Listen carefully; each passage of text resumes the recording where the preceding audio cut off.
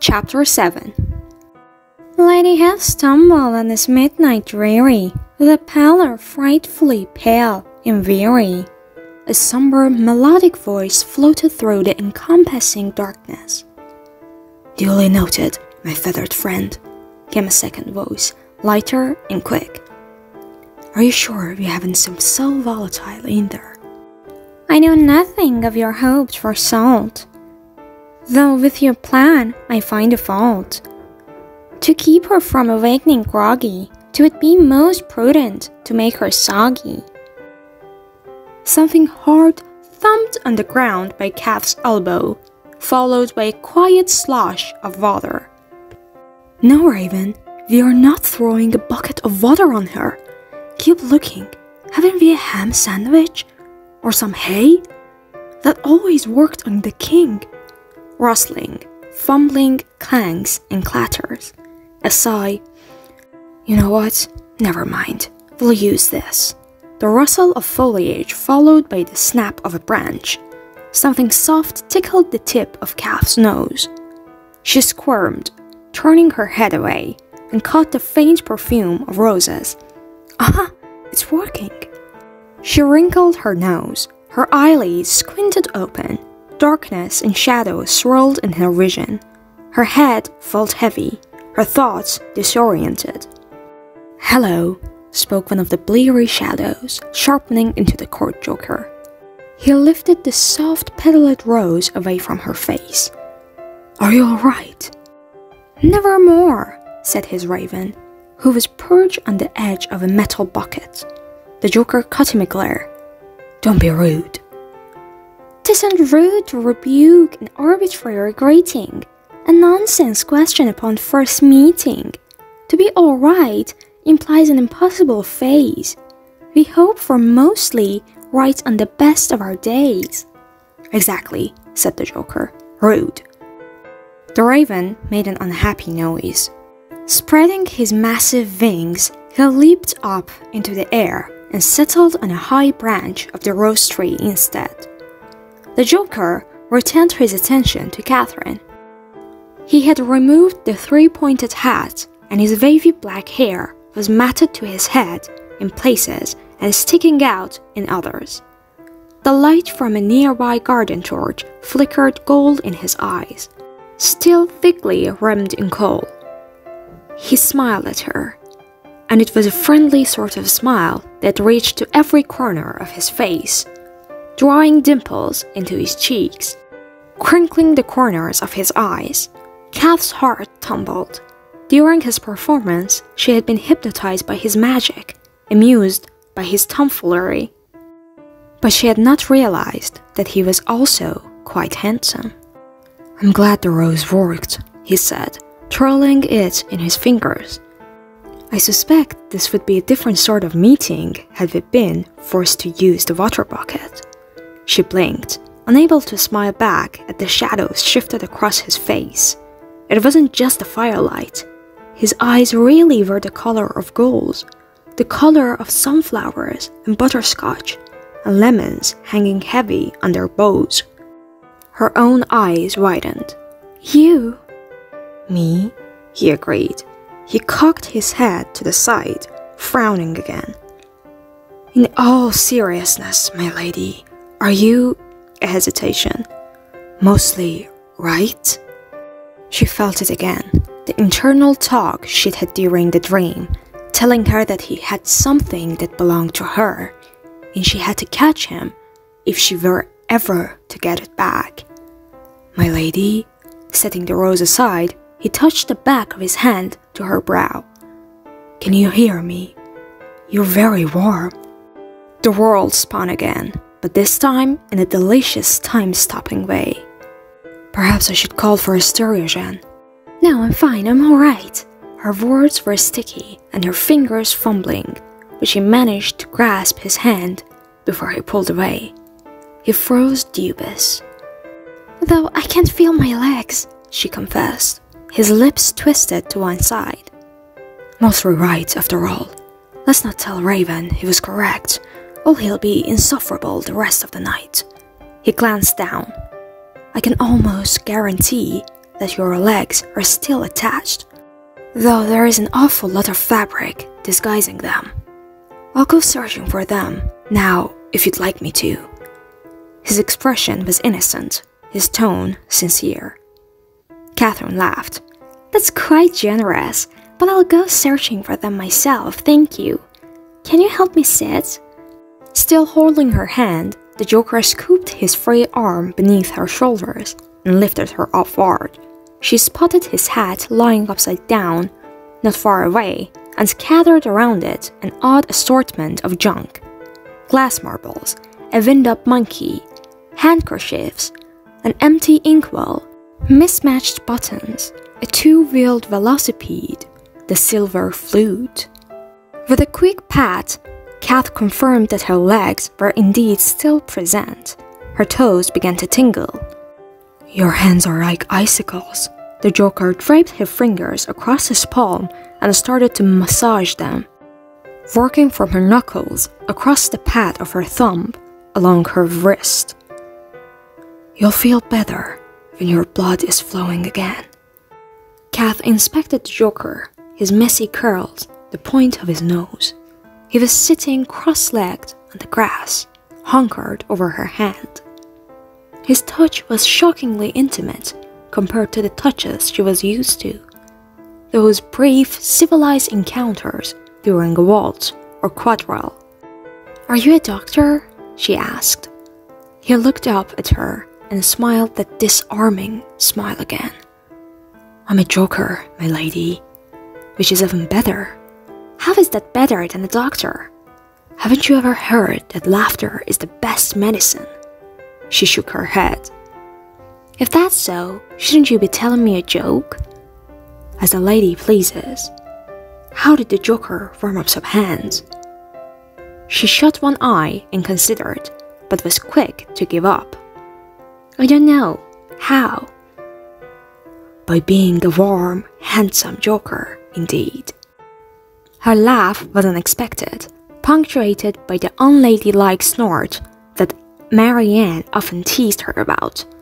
She tore her hand away from him to cover her nose, embarrassed. The Joker's entire face lit up. "Can it be? A real-life lady with a laugh like that? I believed you were not, but mythological creatures. Please do it again." "I will not," she squealed, her face reddening. "Stop it! The joke wasn't even funny, and now I'm all poked up." He schooled his face, though his eyes still danced. "I mean, no offense. A laugh like that is richer than gold to a man of my position. I'll make it my life's work to hear the sound again. Every day, if it pleases you. No, twice a day. And at least once before breakfast. A real joker must set the highest of expectations." Her pulse skittered. Twice a day? Once before breakfast? A new sort of blush blossomed across her cheeks. Noticing the look, the Joker released her hand, almost sheepish. "That is, you're the one, aren't you?"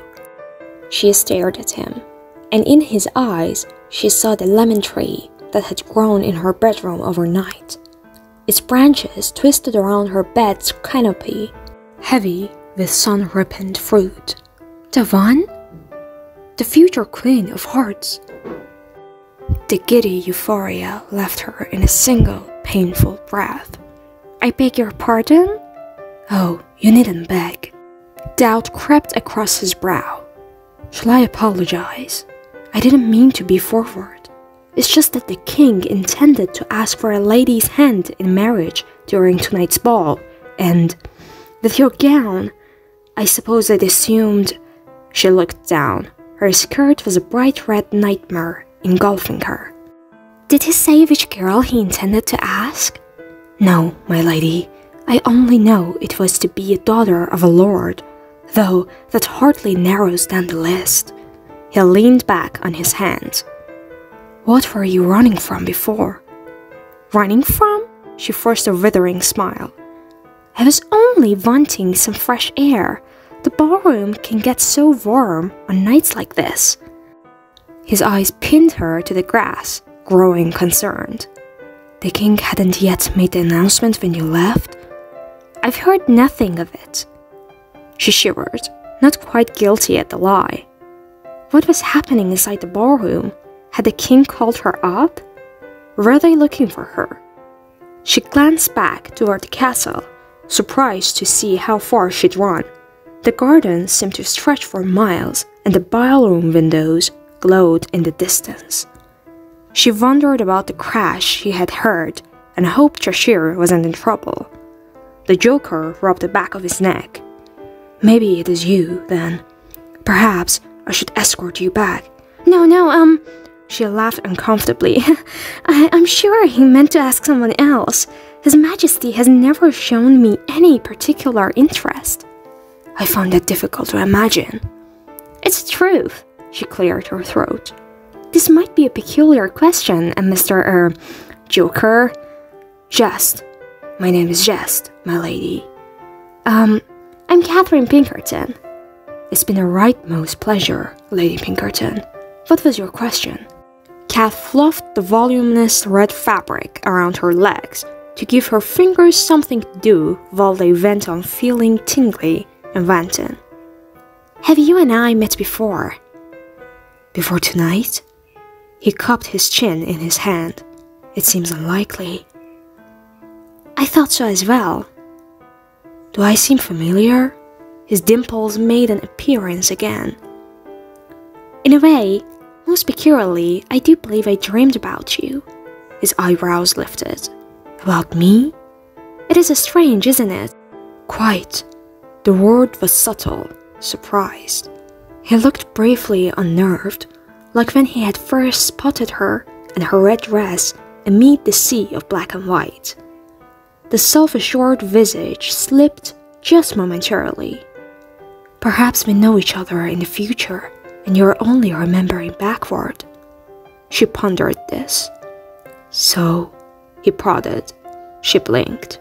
"So what?" "Was it a good dream?" "Oh." Her lips puckered in thought, but then she realized he was teasing her. She scowled. "To be frank, I found it rather dull." "Oh, but you can't be frank. You've already told me that your name is Catherine." "I've changed it." His laugh was unoffended. "At least the memory of this dream has brought some color back to your cheeks. You were white as a dove when you fainted. I'm sorry if Raven frightened you." She remembered the shadow stretching across the castle lawn. The hooded, axe-whittling figure towering over her. She shuddered. "No, it wasn't Raven. It was... I thought I saw... nothing." "I see nothing all the time." "As I said before, it was very warm inside, that's all. And I've barely eaten all day." "No doubt the corset of tortures didn't help." Her scowl deepened. "A lady's undergarments are not a suitable topic of conversation." He raised his hands in surrender. "Only a theory, my lady. I'm sure your lack of sustenance is much more the culprit. Here." He reached for a pouch at his belt and retrieved the chocolates. "I was saving this for later, and so I must have been saving it for you." "Oh no, I couldn't. I'm still a little faint. It will probably make me sick." "Some say it is better to have eaten and lost than never to have eaten at all." She furrowed her brows, confused, but his sincerity never faltered. "In case you do get sick, and the sweet makes its way up again." "That's horrible." "I know. I should apologize." Rather than apologizing, he held the sweet toward her. "I must insist that you eat, regardless of the risks. Should you happen to faint again while under my care, I'm afraid I won't be able to stop Raven from using that bucket." Catherine shook her head and placed the palm against her abdomen. She could feel the bone stays beneath the bodice. Although the corset didn't seem as confining as it had before. Now that the evening air was reviving her, there was even room to breathe. Not a lot of room, but perhaps enough to fit in one little chocolate. "Please, take it," he pressed. "Is it from the feasting table?" she asked, knowing better than to sample untested foods. Once, when she was a child, she'd sampled some wild berries and spent 2 whole days the size of a thimble. It was an experience she didn't care to have again. "The king's own." Catherine took it hesitantly, murmuring her thanks, and bit down. The truffle exploded with silky caramel and brittle chocolate on her tongue. She stifled a pleased moan. But if one added just a touch of sea salt, oh, euphoria. She devoured the rest, her tongue searching for any missed chocolate on her teeth. "Better?" Jess asked. "Much." She tucked a strand of misplaced hair behind her ear. "Well enough to stand, I think. Could you help me?" He was on his feet before she had finished asking, his movements graceful as an antelope. "Shall I escort you back into the ball?" he asked, lifting her to her feet. "No, thank you." She brushed off her gown. "I'm very tired. I think I'll call for a carriage to make me home." "This way, then." He grabbed his hat off the ground and settled it on his head. The hat looked wrong on him now, and she realized it was his fool's motley that had disguised his handsomeness before. Now that she knew otherwise, it was impossible not to see it. Turning his head up, Jess whistled into the 3 branches. "Raven, would you mind?" The raven cocked his head and peered down through the branches, watching them with a single shining black eye. "I thought perhaps you had forgotten your companion in the dark, downtrodden." Jess squinted up at him. "Is that a yes?" The bird sighed. "Fine, I'm going." He swept off his perch and disappeared in the black sky. Jess offered Catherine his arm, and she slipped her fingers into the crook of his elbow. She was baffled at how much easier it was to breathe now. Maybe she'd been overreacting. Well, not to the king's near proposal, but to the way her dress seemed to be strangling her. They passed through the garden's arches. The rose bushes fell behind, replaced with towering green hedges that thundered with the fiery bolt of lightning bugs. "I hope you'll understand if I ask for your discretion," she said, wishing her heart would stop pattering. "This had been a most unusual encounter for me." "Far be it from me to intrude upon a lady's untarnished reputation, but to be clear, which part of our encounter should remain undisclosed?" Just watched her from the corner of his eyes. "The part when you fainted in the grass and I heroically revived you? The part where we took an unchaperoned stroll through the gardens?" He cocked his tongue in mock disapproval. "Or perhaps the part where you confessed to having had a dream about me, and that I must be a scoundrel to hope it wasn't as boring as you've suggested." She leaned against his arm. "All of the above?" He brought his free hand to her fingers, patting. "It will be my greatest pleasure to be secretive together, my lady." They hopped over the guard griffin's tail. He was sleeping, as always, against the garden gate. His quiet snores followed them halfway across the lawn. "So long as we're sharing secrets," she said. "May I ask how you did it? The trick with Mr. Rabbit?" "What trick?" "You know, when you pulled him out of Jack's hat." Jess frowned, his expression mildly concerned. "Sweetest Lady Pinkerton, I fear you've gone mad in the short time we've known each other." She peered up at him. "Have I? To imagine that I pulled a rabbit out of a hat?" He stooped closer, his forehead conspiratorially close to hers, and whispered, That would be impossible.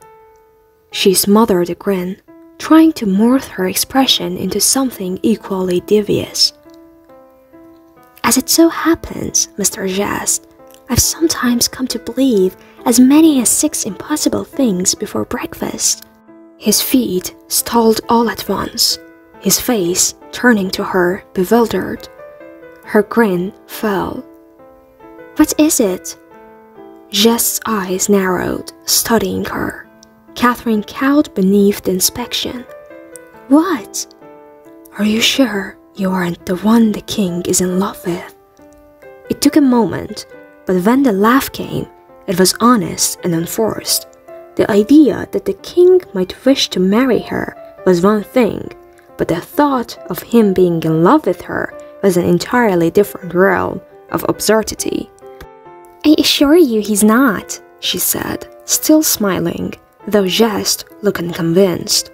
What does that have to do with believing impossible things? It just seems like a queenly sort of thing to say, he said, offering his arm again. Kath took it, though with more hesitation. And well, impossible is my specialty. She peered up at his profile, his angled features, the mask of coal. That, she said, seems entirely believable. He looked pleased. I'm flattered you think so, Lady Pinkerton. They reached the cobblestone drive at the main entrance to the castle, where dozens of carriages were waiting for their lords and ladies. A cluster of liveried coachmen were smoking pipes beneath the torches on the other side of the courtyard. One of them yelled out when they saw Kath and Jest approaching. Hoy there! What's been all the commotion about? Commotion? Jest asked. Nothing but gasps and squalls coming from the castle for the last half hour, said the coachman. Been thinking one of them candles might have lit the place on fire. What with their short fuses and all. Jest glanced at Kath, but she just shrugged. It must be all the hullabaloo over your performance. A carriage pulled up to them. The enormous black raven perched beside the driver. He must have gone ahead to fetch the ride for her. One of the footmen, a tree frog dressed in a powdered wig and a royal red coat, double-breasted in gold buttons, came hopping across the courtyard to hold the door for her. Jest offered his hand to help her into the carriage, and she was surprised as her foot hit the second step into the carriage to feel the press of lips against her knuckle. She glanced back. Oh, I almost forgot. Releasing her hand, Jest removed his hat, bells clinking, and reached inside. He produced a bundle of long white cording. These belong to you. Kath uncertainly took the ropes. What are... she gasped. Her hand flew to her back, feeling around the fabric of her dress, detecting the boning of the corset. Yes, but not its laces. The back of the corset was split open the full width of her hand. Heat rushed into her cheeks. How? Jest danced back from the carriage as if he feared she would hit him, and she was suddenly considering it. The nerve. He bowed again, as if he'd completed his final encore. Fair evening, Lady Pinkerton. I hope you enjoy satisfyingly deep breaths during your ride home. Part mortified, part despicably impressed, Catherine marched up the last step and slammed the carriage door shut.